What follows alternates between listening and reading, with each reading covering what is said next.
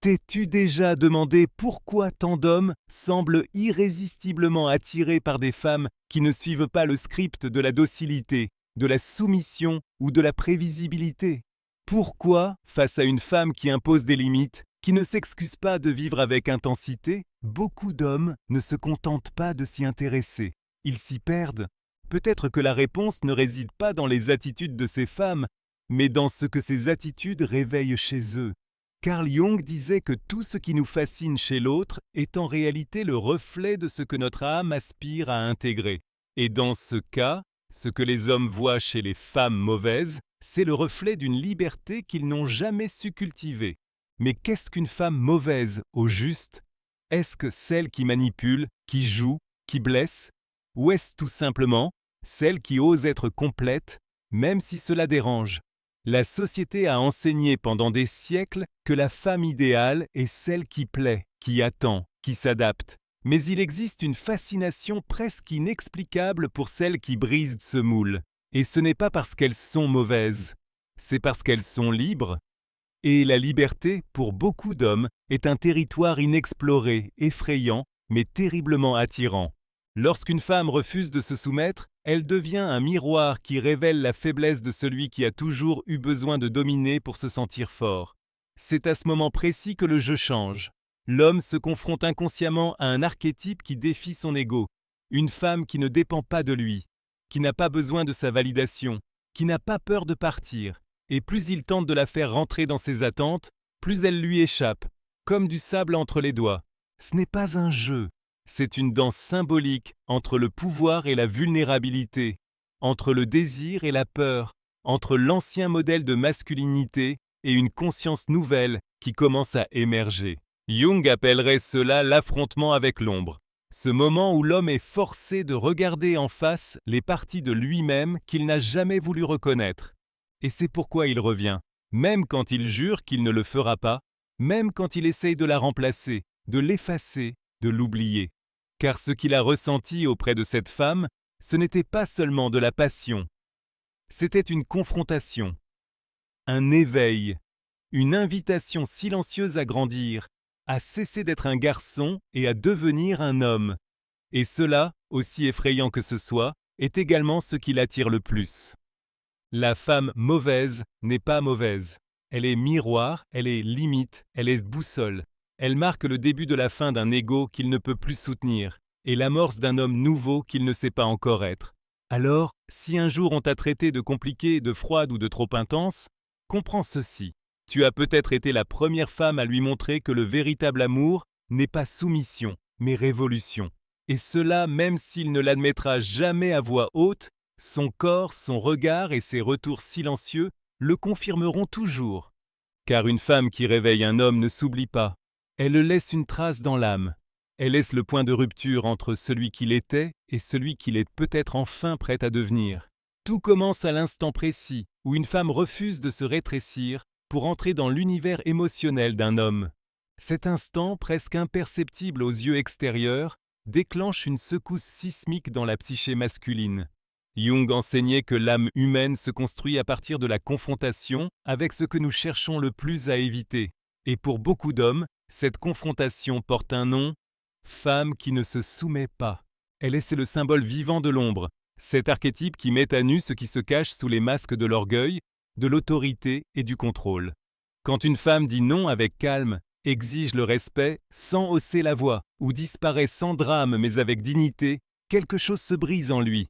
Et ce qui se brise, ce n'est pas le désir, c'est l'illusion. Il réalise qu'il n'a aucun pouvoir sur elle, et cette révélation, bien que douloureuse, est fascinante, car pour la première fois, il ne fait pas face à une femme, il fait face à lui-même, ou plutôt à cette part de lui qu'il n'a jamais eu le courage de regarder dans les yeux, sa propre limite émotionnelle. Ce genre de femme ne crie pas, mais elle résonne. Elle ne supplie pas, mais elle transforme. Elle ne se venge pas, mais elle éveille. Et c'est pourquoi son impact dépasse largement sa présence. Son absence parle plus fort que les mots. Lorsqu'elle s'en va, elle n'emporte pas seulement son corps, elle emporte le miroir. Et sans son reflet, il se sent perdu, sans repère.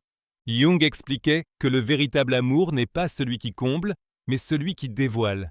Et en exposant la vérité nue d'un homme encore émotionnellement immature, cette femme devient, sans le vouloir, le point de départ d'une nouvelle conscience. Mais cette connexion est difficile à reconnaître.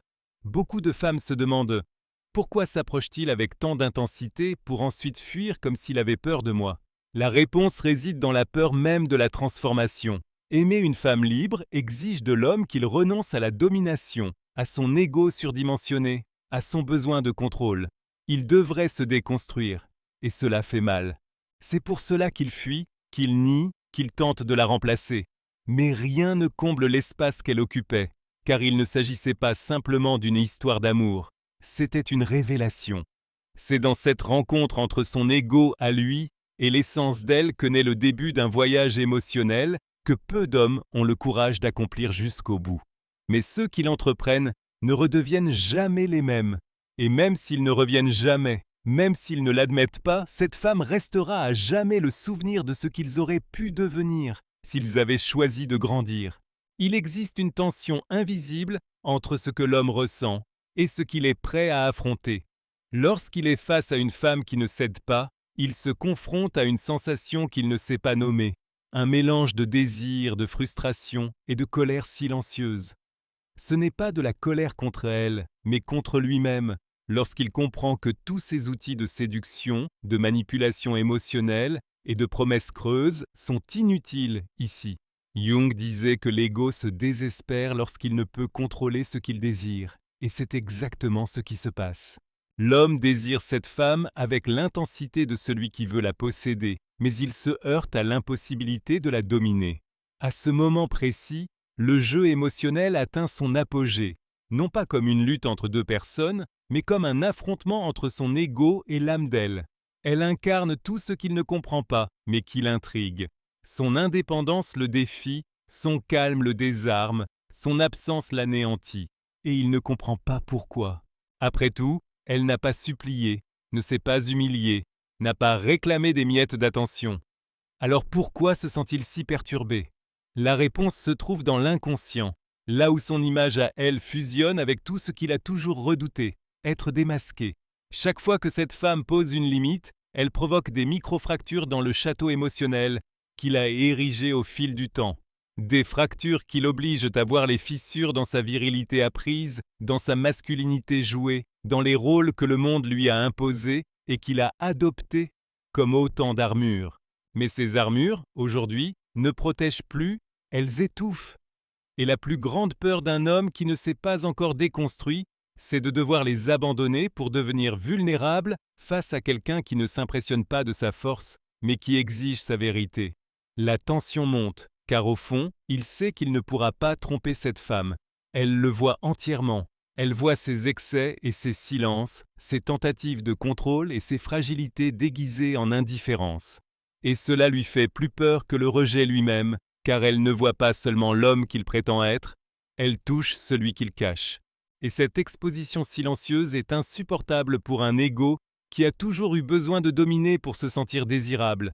Alors il s'éloigne, non pas parce qu'il ne l'aime pas, mais parce qu'il ne supporte pas ce qu'elle l'oblige à voir. Il préférerait une femme qui ferme les yeux, qui accepte les miettes, qui l'épargne de cette mise à nu intérieure. Mais cette femme-là, elle est différente. Elle ne réclame rien, mais sa simple présence demande tout. Et ce tout, c'est précisément ce qu'il ne sait pas encore donner, son âme. Lorsqu'elle s'en va, son silence devient assourdissant. Pas de message, pas de reproche, pas de menace, juste l'absence. Mais cette absence n'est pas comme les autres. Elle est lourde, symbolique, inconfortable. Carl Jung disait que l'inconscient s'exprime à travers des symboles, et c'est exactement ce qu'elle devient, un symbole, un miroir archétypal qui continue de refléter tout ce qu'il a évité toute sa vie. Elle n'était pas juste une personne, elle était une expérience de rupture. Et maintenant, dans l'écho de son absence, il commence à réfléchir, peut-être pour la première fois, réellement. L'orgueil tente de résister, il invente des excuses, nourrit un discours intérieur disant que c'est elle qui en demandait trop, qui était froide, qui a exagéré. Mais quelque chose en lui ne croit plus à ce récit, car au fond, il sait. Elle ne demandait rien d'autre que de la présence, rien d'autre que de la vérité. rien d'autre qu'un homme capable d'aimer sans vouloir contrôler. Et maintenant, chaque geste d'elle devient un souvenir symbolique. Son regard ferme, sa manière de se taire lorsqu'on la manquait de respect, la légèreté avec laquelle elle disait adieu. Tout revient comme les pièces d'un puzzle qu'il tente d'assembler trop tard. Cette réflexion n'est pas romantique, elle est douloureuse. Car ce qu'il voit désormais, ce n'est pas seulement ce qu'il a perdu, c'est ce qu'il n'a pas su être. Il comprend qu'au lieu de la protéger, il a tenté de la dominer. Au lieu de l'aimer avec maturité, il a voulu la rendre dépendante de son instabilité. Au lieu de construire quelque chose de réel, il a joué avec l'idée du pouvoir. Et cela le ronge de l'intérieur, car elle a été la première à ne pas tomber dans ce piège. Elle n'est pas restée pour être réparée, elle est partie pour se préserver. C'est à ce moment précis que beaucoup d'hommes entrent en crise, car leur ego ne peut plus soutenir l'illusion d'une supériorité émotionnelle. Ils réalisent qu'au lieu d'être forts, ils ont été immatures, qu'au lieu d'être désirables, ils ont été prévisibles, qu'au lieu d'être courageux, ils ont été petits. Et cette prise de conscience, lorsqu'elle est sincère, ouvre une fissure dans l'armure psychique, une fissure par laquelle commence à entrer la lumière. Jung disait que la connaissance de soi commence lorsque l'on cesse de projeter la faute sur l'autre et que l'on commence à assumer ses propres zones d'ombre. Et c'est exactement ce qu'elle a provoqué, une interruption dans le cycle de la projection. Et il commence à comprendre, ce n'est pas qu'elle était mauvaise, c'est qu'elle était juste. Ce n'est pas qu'elle était froide, c'est qu'elle était ferme. Ce n'est pas qu'elle était difficile, c'est qu'elle était entière. Et ce type de femme n'effraie que ceux qui n'ont pas encore appris à se regarder en profondeur. Parce qu'elle ne cherche ni héros, ni père, ni maître. Elle veut quelqu'un qui ait le courage de marcher à ses côtés, l'âme nue, le cœur présent, et la vérité dans le regard. Et maintenant, il voit tout cela, mais il le voit seul. Tout processus de transformation véritable commence par une perte. Et il n'y a pas de perte plus bouleversante que celle qui oblige quelqu'un à faire face à sa propre ombre. Carl Jung affirmait que ce que nous rejetons le plus en nous-mêmes est justement ce qui nous contrôle le plus. Et lorsqu'un homme perd la femme qui n'a pas plié, la femme qui l'a confronté avec des gestes silencieux et une présence inébranlable, il commence à ressentir sur sa propre peau ce qu'il a toujours évité. Le vide de son immaturité émotionnelle. Ce n'est pas son absence à elle qui fait mal, mais ce qu'elle a réveillé en lui. Et cette douleur est le début de quelque chose de nouveau. Peu à peu, les défenses s'effondrent, la colère laisse place à la honte. La fuite devient nostalgie, l'orgueil se transforme en réflexion. Et là où il y avait une armure, il y a désormais un homme dépouillé des illusions, qui le maintenait en sécurité, mais loin de lui-même. La femme qu'il avait qualifiée de difficile a été, en réalité, la seule à l'avoir vu au-delà de ses apparences. Et c'est ce regard qui commence à le transformer. Pas parce qu'elle voulait le changer, mais parce qu'elle l'a obligé à se voir. Et se voir vraiment, c'est une expérience qui transforme à jamais. Ce n'est pas un processus agréable. L'âme saigne, l'ego se tord, l'esprit tente désespérément de revenir aux anciens schémas, mais il n'y parvient plus. Car l'expérience d'avoir connu une femme entière crée un nouveau référentiel intérieur. Après elle, toutes les autres paraissent fades. Aucune ne lui demande, en silence, de s'élever. Aucune n'expose avec autant de douceur les blessures qu'il a cachées toute sa vie. Aucune ne touche aussi profondément. Et cet impact devient une cicatrice symbolique, un rappel constant qu'un changement est nécessaire. Cet homme commence alors à se déconstruire. Il cesse de chercher la validation dans les applaudissements et commence à chercher du sens dans le silence. Il abandonne le désir d'être désiré et commence à désirer être vrai. Il ne devient pas faible, il devient humain. Et c'est là que naît la véritable force. Jung disait qu'il n'y a pas d'éveil sans douleur et que l'individuation, le processus de devenir réellement soi-même, ne peut avoir lieu que lorsque l'on affronte ses propres ténèbres. Cette femme fut l'étincelle qui a déclenché ce processus. Et même si elle est loin, elle demeure présente comme symbole de ce qu'il peut encore devenir. La transformation ne se fait pas pour la reconquérir. Il ne s'agit plus d'elle. Il s'agit désormais de lui, de se reconstruire à partir de la vérité et non du paraître, de cesser de vivre pour impressionner et commencer à vivre pour s'intégrer, de reconnaître que l'amour, lorsqu'il est réel, ne laisse pas l'ego diriger, parce que le véritable amour, celui qui transcende, qui guérit, qui éveille, ne peut s'épanouir que lorsque le masque tombe et que l'être authentique émerge enfin. Après la chute de l'ego, le monde n'est plus le même, et lui non plus. L'homme qui cherchait autrefois l'admiration aspire désormais à la connexion. Ce qu'il voyait comme un jeu de pouvoir, il le comprend aujourd'hui comme une invitation à la vulnérabilité. Il commence à se rendre compte que la femme qui l'a déstabilisé n'était pas arrogante, elle était entière. Que ce n'était pas elle qui était de trop, mais lui qui était émotionnellement en manque. Carl Jung disait que la véritable guérison commence lorsque l'on regarde ce qui nous a blessés avec des yeux d'apprentissage. Et c'est exactement ce qui est en train de se passer. Elle a laissé une marque, mais pas comme une blessure, comme un signe. Cet homme nouveau n'arrive plus avec des promesses, mais avec sa présence. Il ne cherche plus à être la réponse, mais il est prêt à écouter les questions. Il sait désormais qu'aimer ne suffit pas. Il faut soutenir cet amour avec maturité.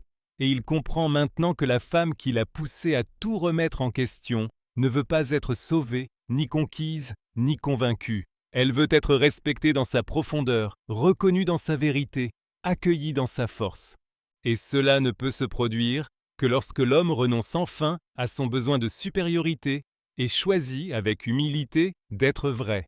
Cette nouvelle vision ne se traduit pas par de grands discours, mais par des gestes silencieux. Il ne supplie pas, il incarne, il ne séduit pas, il soutient, il ne s'exhibe pas, il se donne, parce qu'il a enfin compris qu'une femme véritable n'est pas impressionnée par des promesses ou du pouvoir, mais par la capacité d'un homme à rester entier à ses côtés, même lorsque tout en elle le confronte. Le respect connaît plus une stratégie, il est devenu une essence. L'admiration n'est plus une vanité, mais un véritable hommage. Et le désir n'est plus un jeu d'ego, mais un élan de communion. Mais il comprend aussi qu'il est peut-être arrivé trop tard, que cette femme a déjà poursuivi sa route, qu'elle ne souhaite sans doute pas rouvrir des portes qu'elle a dû fermer pour ne pas se perdre elle-même. Et cela, au lieu de susciter de la colère, éveille en lui une forme de révérence. Car maintenant il connaît la valeur qu'elle avait, et le prix qu'elle a payé pour avoir été la seule à voir ce qu'il refusait encore de reconnaître. Carl Jung disait que toutes les rencontres ne sont pas faites pour durer. Certaines existent uniquement pour nous réveiller, et le réveil, à lui seul, est déjà un miracle. Il n'attend pas de pardon, n'exige pas de retour, n'idéalise pas des retrouvailles. Il avance simplement avec un cœur plus lucide, une âme plus honnête et une gratitude silencieuse envers cette femme qui, sans demander la permission, est entrée, a mis en lumière, a ouvert une plaie et est repartie. Car parfois, c'est exactement ce que fait l'amour. Il détruit ce qui est faux pour que le vrai puisse enfin naître. Et maintenant, pour la première fois, il est prêt à aimer. Peut-être pas elle, mais lui-même.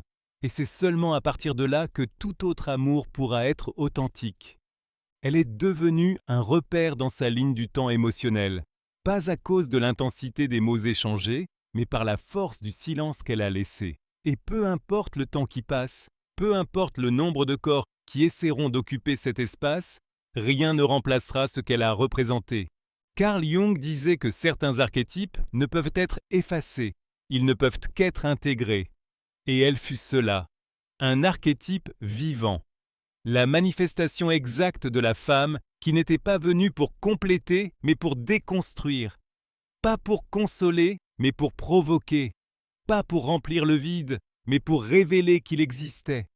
Il pourra essayer d'oublier, de rationaliser, de passer à autre chose. Il pourra se plonger dans d'autres histoires, d'autres voix, d'autres présences. Mais aucune ne sera elle, car elle n'était pas une étape, elle était un miroir. Et les miroirs qui nous révèlent ne s'oublient jamais, même lorsqu'ils font mal, même lorsqu'ils nous arrachent nos illusions, notre fierté, notre contrôle. Il le sait. La femme qu'il a tenté de dompter était en réalité le début de sa propre libération. Et même s'il a mis du temps à le comprendre, il a compris. Elle n'était pas difficile, elle était nécessaire. Son image ne revient pas sous forme de nostalgie, mais comme une prise de conscience. Quand il entend une phrase qu'elle avait l'habitude de dire, quand il ressent dans sa poitrine un vide qui porte son nom, quand il reconnaît chez une autre ce qu'il ne retrouvera plus jamais, il comprend. Il comprend que toute douleur n'est pas une perte. Certaines sont des graines qu'elle a plantées sans le savoir et qui fleurissent désormais dans ses petites décisions, dans sa manière d'écouter, dans sa façon de respecter, dans la façon dont il se donne. Elle fut la dernière femme de la phase où il dormait encore, et la première qu'il a vue avec les yeux de l'éveil. Et jamais il ne l'admettra à voix haute. Peut-être par orgueil, peut-être par respect, ou peut-être parce qu'il sait qu'elle n'a plus sa place dans son présent.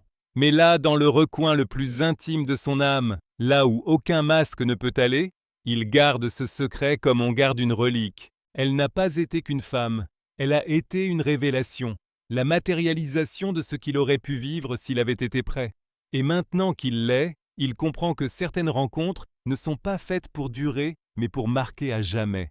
La femme qu'il a un jour appelée dangereuse n'était en réalité que profondément authentique. Et la vérité, quand on n'y est pas préparé, fait peur. Mais une fois éveillée, elle transforme.